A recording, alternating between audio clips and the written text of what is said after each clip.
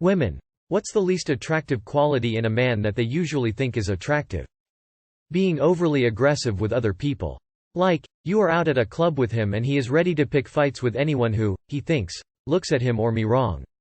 I think it makes them feel macho, but it's a huge turn-off for me. It's happened a few times, and the last time I just turned around and took a car home. Edit. Whoa, thank you for the awards. Those are the first bar one I've ever had. So I guess I have something to thank those douchebags for after all. Also, sorry for the bad phrasing about the car. I did not steal one, but I've been laughing my head off at all the comments making fun of me for it. When they act like they throw the ball but they do not throw the ball. When they say no. When they send stick pics. Treating dates like an infomercial for themselves.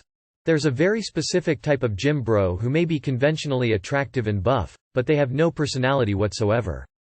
Everything revolves around their gym schedule and eating brown rice, chicken, and broccoli every single day. Edit. Lol, some of y'all getting so bent out of shape.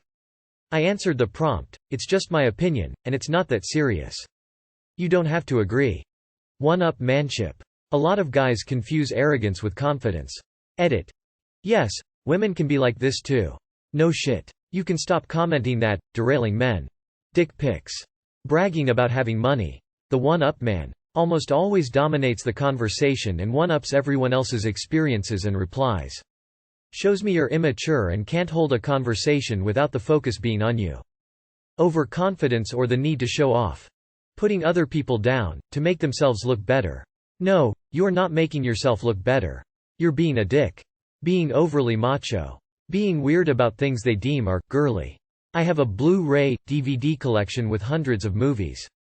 I had a guy check it out for a split second and say, "Oh, you have girl movies." I have everything from Legally Blonde to The Fast and the Furious, to every Best Picture winner of the last 20 years. Apparently having anything other than action movies made it girly. We broke up quickly. Thinking that any form of kindness, weakness or compassion is gay. Guys and or girls who pride themselves on being able to outdrink or outsmoke everyone until they're a blubbering mess. Or doing a bunch of drugs. They think they're so epic, but it's honestly embarrassing when it's a constant and people have to babysit you during a get-together. This may not be a universal experience for women, but when I match online with guys and they immediately start giving me heaps of over-the-top compliments about how sexy I am, it's a real turn-off. It's uncomfortable to have a stranger commenting about your looks and sexualizing you before you've even met or talked, even if you do find that stranger attractive. Knowing everything. Sure. Intelligence is nice, but it's fucking transparent when you start bullshitting just so you don't have to admit there's something you don't know. Especially if I do know it. Arrogance. Bragging about how tough and violent they are. It's not cute. It's somewhere between cringe and terrifying. Also, being confidently wrong about what women are like, or giving compliments like, "You aren't like other girls, my guy. If you hate women so much, why are you trying to get me to join you?" Most women past high school mentality don't hate other women, and hearing about how much you hate women doesn't make me feel safe, let alone attracted. Being a nice guy. Obviously I don't mean an actual nice person, I mean the, you owe me sex because I'm a nice guy. People who cater to the super rich. What things have you seen?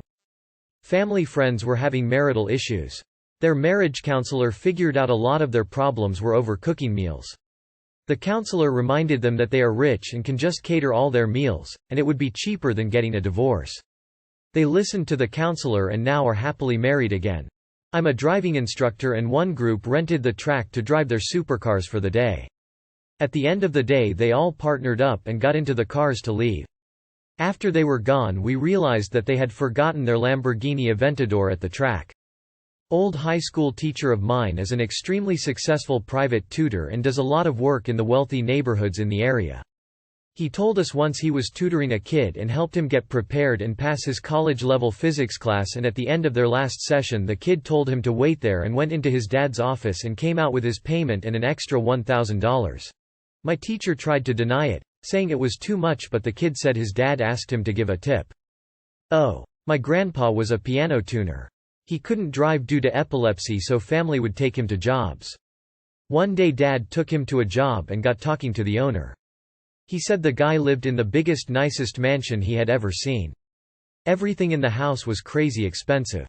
But the owner and his wife were very down to earth and normal. if not a bit rough around the edges.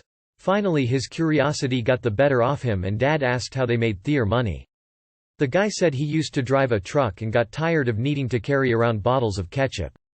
That's how my dad met the creator of the ketchup packet. I worked at a resort and marina that dealt with high-end boats, from mega yachts to brand new cigarette boats. Always assume the quiet dude with the stained shirt is the owner of the performance boat. Never expect tips from mega yachts. The most narcissistic guests were always surgeons. The angriest guests were lawyers. No offense to attorneys, I am one. The richest were in construction and commercial real estate.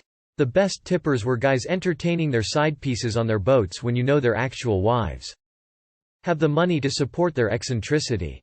One guy, the first cook for, wanted his house built so that his bedroom was right above the cow barn, with a retractable spot in the floor so he could fall asleep listening to, and smelling, I presume, the cows. I work at a university offshoot, where a billionaire has donated a few buildings. He'll drive through every now and then to take a look at them. He'll stop and chat with us lowly workers, and occasionally give us tickets to the games in the arena he donated to the university. My dad delivered a pizza to Rob Dyrdek. He tipped him $100 and apparently farted and thought it would be silent, but it wasn't. I live near a company that builds yachts. One day there was an odd-looking yacht. A crew member explained to me that was a shadow yacht. You see, when you get hyper-rich and have multiple yachts, you wouldn't want to ruin the aesthetic of your nice yachts with jet skis and helicopters. Nor would you want your crew to sleep on the nice yacht. So you buy a shadow yacht to store your toys and to house your crew.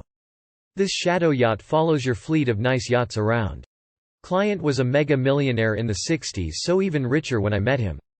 He'd ride the bus to the office to have free coffee. Every day. My wife's aunt and uncle were busy the entire day of their 25th anniversary and returned home at about 2100. Decided that the kids needed a bit of fun and booked a private jet to Moscow. They live in Paris, and spent a week there. Money, gotta love it. My great-uncle was very well off. He did not have a guest house. It was a guest mansion. Separate from his mansion. In case his kids dropped by. This does not include the Olympic-sized indoor pool. That was a separate building. He bought a cannon. He used it to shoot the mountain behind his house. He shot brand new special bowling balls out of it.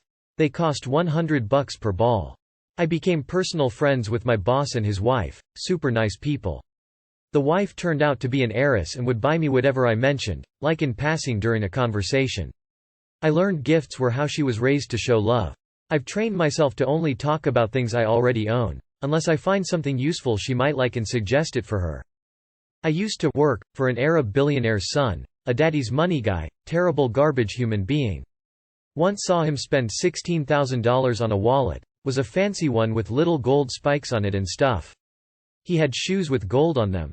I remember one year for his birthday he received like 30+ cakes, big fancy cakes, and he told us to leave them on the floor in the hallway outside his room. We walked by those cakes every day for 2 weeks waiting for instruction. After the 2 weeks we were told to throw them away. I know of someone that had a $100,000 toilet. Have been working for the super rich for some time. Craziest thing I've seen: brand new 90 meters multi-million pound, GBP, yacht was built in Netherlands. Maiden voyage to Antibes in France. Owner came on board and left after a few hours. Next week we get sent to Genoa, Italy, where all the bathrooms on board were ripped out and upgraded. That doesn't sound like a big deal, but I'm talking about brand new marble sinks, showers, floors and lobbies all crowbarred out, chucked in skips. Tons of brand new polished marble binned. New marble colors and patterns arrived in the weeks following. There's feed me money, there's fuck you money, and there's it's not even a thought money. A woman who owned a small private jet business told me one time someone paid them to fly their dog, by itself, to NY for about $45,000 for some training. No other passengers. Keith Urban tipped me $7 on a $4 shake and left the keys to his Bentley at the store, but he came back and got them. I had a client that lived right outside NYC. They were new money in an area that was mostly old money. Hated their neighbors, but played nice face to face. Every time the neighbor's wife would buy something and try to show it off, they would buy a more expensive, rare version, or buy two of the same if that wasn't possible. The vast majority of it was displayed in the front room. Client's wife called it the fuck-off room. They were a bit eclectic but were really nice people. My partner once helped build a $350,000 pergola. Built from I wanna say something like mahogany imported from Fiji because they couldn't source solid beams from anywhere else? And we're in the middle of the Midwest.